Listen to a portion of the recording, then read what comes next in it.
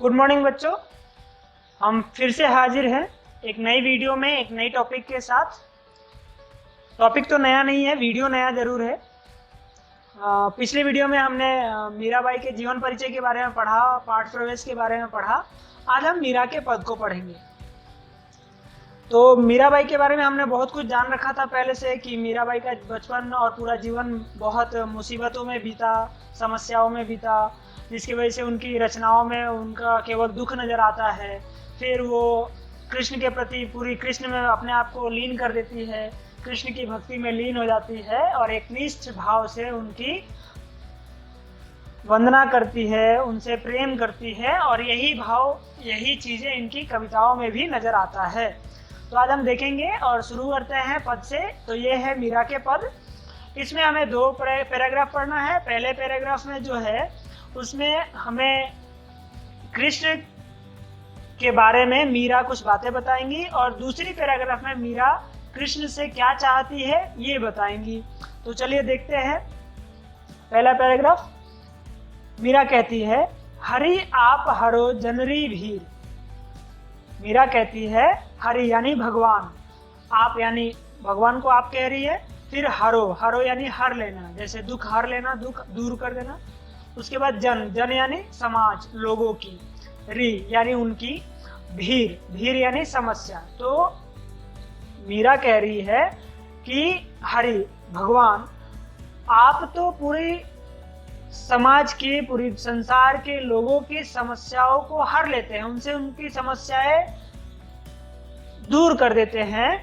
फिर आगे कहती है, द्रौपदी री लाज राखी आप बढ़ायो चीर। फिर वो इस अपनी बात को जस्टिफाई करने के लिए, अपनी बात को सही साबित करने के लिए और बहुत सारे एग्जांपल्स देती है, जिसमें वो कहती है, सबसे पहला एग्जांपल, द्रौपदी री लाज राखी। द्रौपदी की, द्रौपदी सबको पता है कौरवों ने जिनका चीरहरण किया था। तो द्रौपदी री लाज राखी आप बढ़ायो चीर, यानी द्रौपदी की लाज, लाज यानी जो इज्जत है उसको, राखी यानी रखा, आप बढ़ायो चीर, चीर यानी वस्त्र होता है। तो उसने साड़ी पहन रखा था तो वो वस्त्र है। और बढ़ायो, बढ़ायो यानी बढ़ाना होता है। तो क्या होता है, सबको पता है कौरवों ने जब द्रौपदी का चीरहरण कर रहे थे तब कृष्ण ने उनकी रक्षा कैसे की। उनके जो वस्त्र थे, उनकी जो साड़ी थी, उसे इतना लंबा कर दिया कि उसे खींचते खींचते लोग थक गए और कुछ नहीं कर पाए। तो वही मीरा बता रही है कि आपने द्रौपदी की लाज बचाने के लिए, द्रौपदी की इज्जत बचाने के लिए आपने उसके कपड़े को बढ़ाया, यानी आपने उसके कपड़े को बढ़ाकर, उसकी साड़ी को बढ़ाकर आपने उसकी लाज की रक्षा की, उसकी इज्जत बचाई। फिर आगे कहती है, भगत कारण रूप नरहरि धर्यो आप शरीर। फिर एक और एग्जांपल देती है और उसमें कहती है, ये दूसरा एग्जांपल है, इसमें ये कह रही है कि भगत कारण रूप नरहरि। भगत यानी भक्त, कारण यानी उसके लिए, उसके कारण, रूप नरहरि, नरहरि यानी नरसिंह का रूप होता है। नरसिंह यानी आधा शरीर इंसान का और आधा शरीर सिंह का, शेर का। धर्यो आप शरीर, आपने ऐसा रूप धारण किया। फिर एक प्रसंग है जिसमें एक भक्त होता है जिसका नाम होता है प्रहलाद, और प्रहलाद हिरण्यकश्यप का पुत्र होता है। हिरण्यकश्यप है एक राक्षसों का राजा है और उसका बेटा प्रहलाद होता है।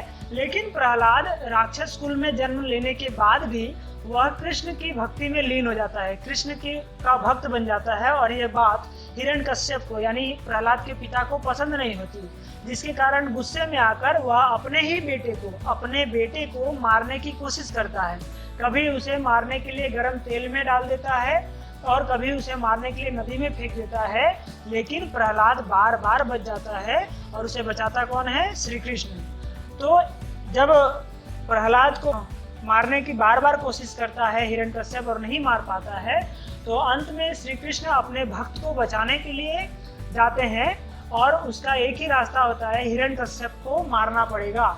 लेकिन हिरण्यकश्यप इतना बड़ा राक्षस था कि उसने बहुत सारे वरदान पा रखे थे, जिसमें उसके पास ऐसा वरदान था कि न तो वो दिन में मरेगा, न रात को मरेगा, ना ही वो किसी अस्त्र से मरेगा, ना ही किसी शस्त्र से मरेगा, ना तो वो इंसान से मरेगा, ना किसी जानवर से मरेगा। यानी वैसे उसने इतना सारा वरदान पा रखा था कि उसे मारना बहुत मुश्किल था।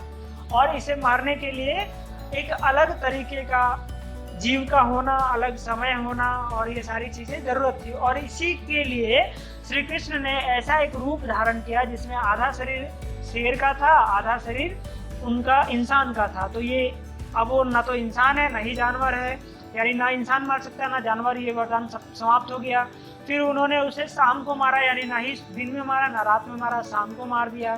तो फिर उन्हें ना अस्त्र से मार सकता है ना शस्त्र से मार सकता है, तो फिर उन्होंने अपने नाखूनों से उसे मारा, उसके पेट फाड़ दिए।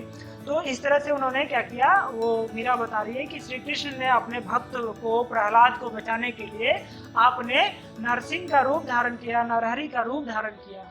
फिर आगे एक और एग्जाम्पल देती हुई कहती है, गुड़ तो गजराज राखियो। फिर कह रही है कि आपने, एक और प्रसंग है जहां पर श्री कृष्ण एक डूबते हुए हाथी को बचाते हैं। गजराज यानी हाथी, गुड़ तो यानी डूब रहा होना, फिर राखियो यानी बचाना। तो कह रही है कि आपने एक डूबते हुए हाथी को बचाया। फिर आगे कहती है काटी कुंजर पीर। फिर उन्होंने क्या किया कि काटी कुंजर पीर, यानी कुंजर को बचाने के लिए उन्होंने फिर एक मगरमच्छ को भी मारा है। तो वो अलग अलग एग्जाम्पल देकर ये बताने की कोशिश कर रही है कि आप तो पूरे संसार के लोगों की, संसार के जीवों की समस्याओं को दूर करते हैं, आप तो उनकी समस्याओं का समाधान करते हैं। और फिर अंत में कहती है, दासी मीरा लाल गिरधर हरो महारो भी। और फिर कहती है कि दासी मीरा लाल गिरधर। फिर सारी बातें करके वो अंत में कहती है कि ये जो आपकी जो दासी है, ये जो आपकी नौकर है मीरा, मेरे लाल गिरधर, अपने इस नौकर की भी समस्याओं को दूर करो, उसकी जो समस्याएं है उसे भी दूर करो। हरो, हरो यानी हर लो, मुझसे दूर कर दो। महारी यानी मेरी, भीर, भीर यानी समस्याएं। तो कह रही है कि हे गिरधर, हे मेरे लाल, अपने इस नौकर दासी मीरा की जीवन की जो समस्याएं है उसे भी दूर कर दो। तो वो पहले पैराग्राफ में कृष्ण को उनकी शक्तियों का, उनके कर्मों को याद दिलाती है और साथ ही अपने जीवन की समस्याओं को दूर करने के लिए उनसे प्रार्थना करती है। तो ये है पहले पैराग्राफ का अर्थ। अब हम दूसरे पैराग्राफ में देखेंगे कि क्या है। दूसरे पैराग्राफ की शुरुआत होती है, श्याम महाने चाकर राखो जी। श्याम यानी श्री कृष्ण को कहा गया, महाने यानी मुझे, चाकर यानी नौकर, राखो यानी रखना, जी यानी संबोधन शब्द है। तो कह रही है कि हे श्याम, हे कृष्ण, मुझे अपना नौकर बना लो, मुझे अपना नौकर बनाकर रखो। फिर अगली लाइन में कहती है, गिरधारी लाला महाने चाकर राखो जी। फिर से वो अपनी बात को रिपीट करते और कहती है कि गिरधारी भी कृष्ण को कहा जाता है, सबको पता है।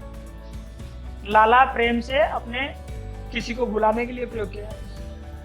फिर कहती है कि महाने चाकर राखो जी, यानी कृष्ण मुझे अपना नौकर बना लो, नौकर बनाकर रख लो मुझे।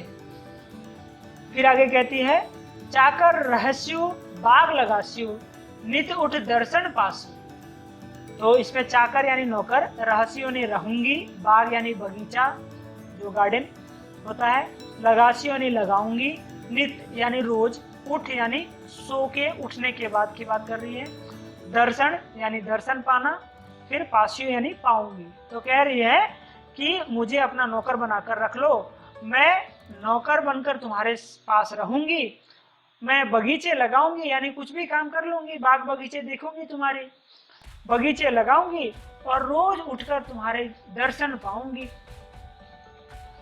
फिर आगे कहती हैं, बिंद्रावनी कुंज गली में गोविंद लीला गासु। फिर आगे क्या करेंगी, तो आगे कहती है कि बिंद्रावन, बिंद्रावन यानी वृंदावन, जो उत्तर प्रदेश में है, जहां हम सबको पता है कि कृष्ण का जन्म होता है। तो कह रही है कि मैं वृंदावन की कुंज गली में, कुंज यानी संकरी, पतली गलियां होती है ना, तो वो पतली गली है वहां पर, तो उसके बारे में कह रही है कि वृंदावन की कुंज गली में, यानी वृंदावन की जो पतली पतली गलियां हैं उसमें गोविंद लीला गास्यु, गोविंद भी कृष्ण को कहते हैं, और लीला यानी उन्होंने जो काम किए हैं बचपन में, जो भी उन्होंने किए हैं अच्छे और बुरे, जो भी बदमाशियां की है, जो भी अच्छे काम किए हैं, जो लोगों की सहायता की है, गास्यु यानी गाऊंगी। तो फिर इस लाइन में मीरा कह रही है कि मैं वृंदावन की कुंज गली में, वृंदावन की पतली गलियों में जा जाकर मैं लोगों को तुम्हारी लीलाओं का गान करूंगी, तुम्हारे द्वारा किए गए कामों को लोगों को बताऊंगी, लोगों को गा गा कर बताऊंगी। फिर आगे कहती है चाकरी में दर्शन पासु। चाकरी में दर्शन, दर्शन यानी दर्शन पाना और पासु यानी पाना। तो कहती है कि नौकरी में मुझे क्या मिलेगा, नौकरी करने पर मुझे तुम्हारे दर्शन करने को मिलेंगे। फिर सुमरन पासु खर्ची, और खर्ची यानी सैलरी के हिसाब से मुझे क्या मिलेगा, खर्ची यानी सैलरी, मुझे क्या मिलेगा, तो सैलरी के रूप में मैं तुम्हारी सुमिरन करूंगी, मैं तुम्हारी वंदना करती रहूंगी हर समय, ये मुझे मेरी सैलरी के रूप में मिलेगी। फिर कहती है भाव भक्ति जागीरी, और भाव भक्ति जो है जागीर मिलेगी। जागीर यानी साम्राज्य होता है, जागीर साम्राज्य, साम्राज्य सबको पता है ना, एम्पायर, तो बहुत सारे संपत्ति मिलने को भी एम्पायर कहते हैं ना, तो वो। फिर पास्यु कहती है भाव भक्ति जागीरी पास्यु, फिर मुझे क्या मिलेगा, सबसे पहले तो मैं तुम्हारी दर्शन पा जाऊंगी। फिर कहती है कि सैलरी के रूप में, खर्ची के रूप में मैं तुम्हारी सुमिरन करने को मिल जाएगा मुझे।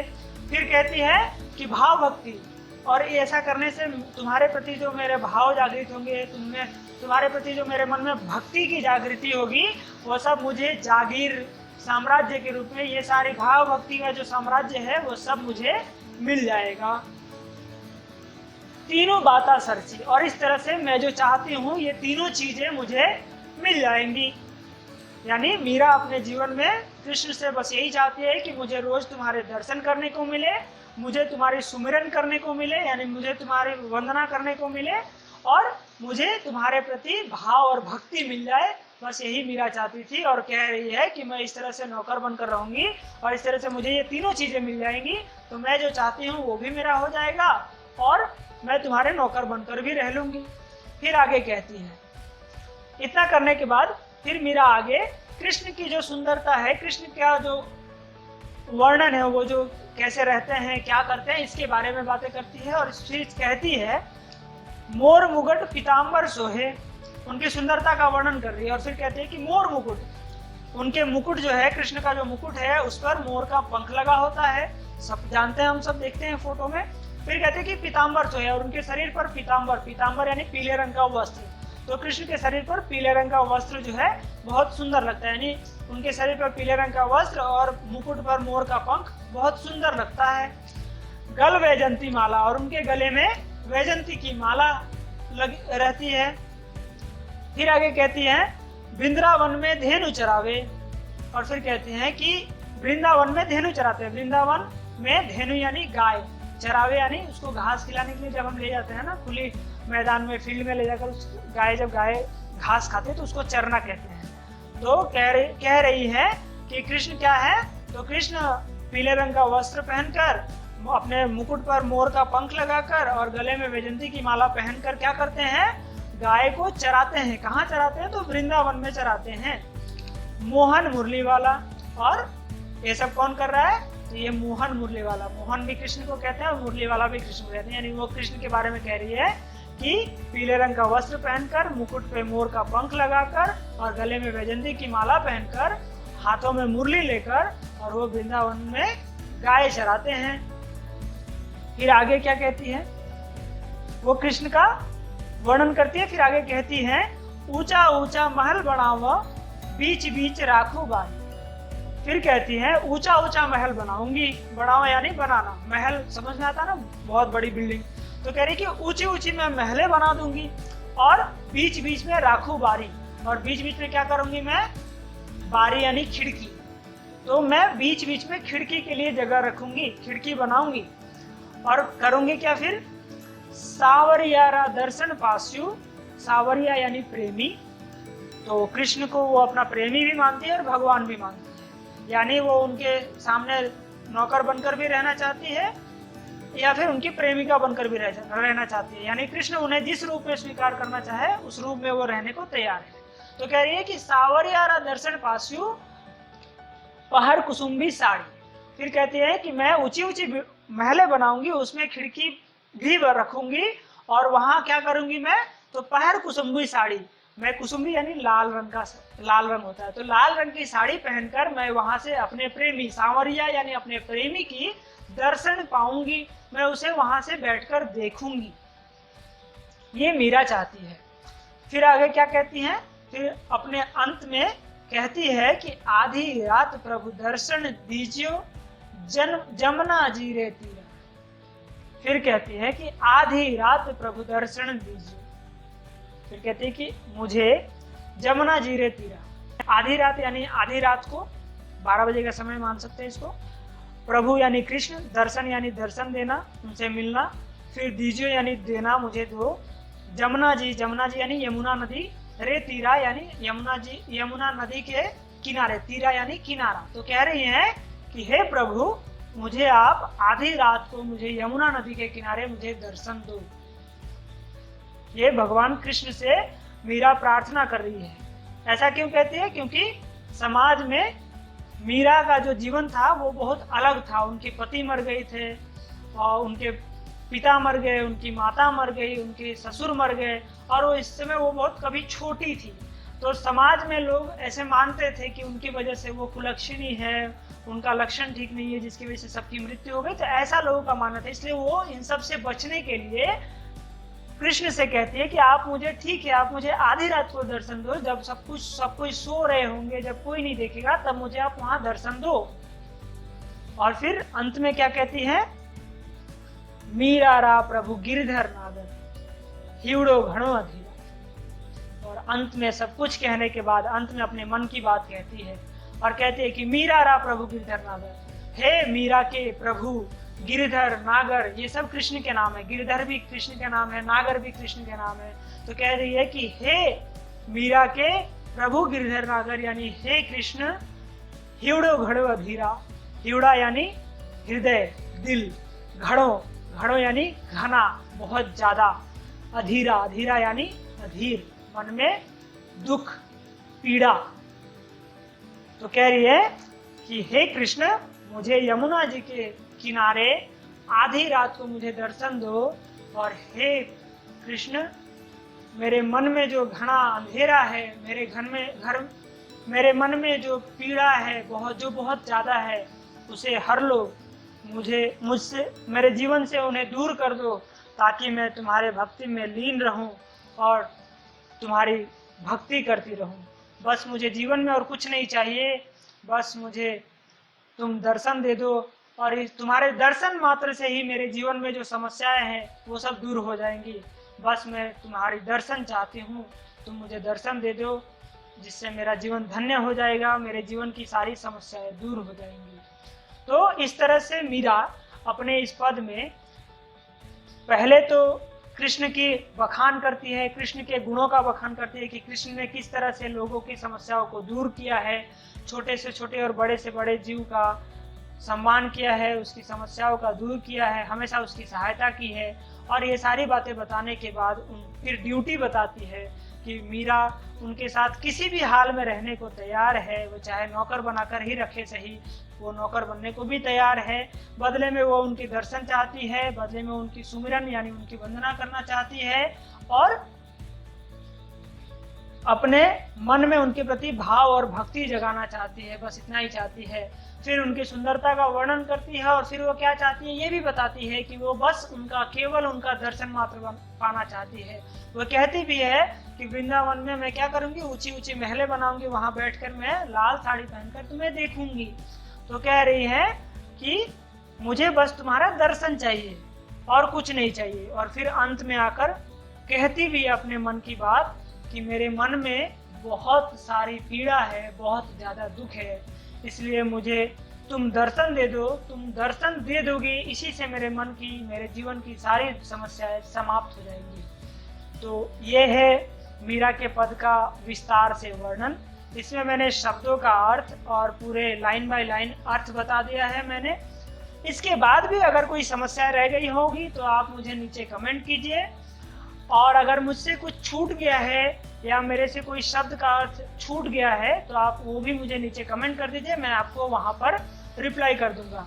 तो ठीक है, हम मिलते हैं अगली वीडियो में एक नई टॉपिक के साथ। तब तक के लिए धन्यवाद। और हाँ, आपको क्वेश्चन और आंसर इस वीडियो के बाद ही मिल जाएंगे, तो आप उसके लिए चैनल को विजिट करते रहें। ठीक है, तो हम मिलते हैं अगली वीडियो में। धन्यवाद।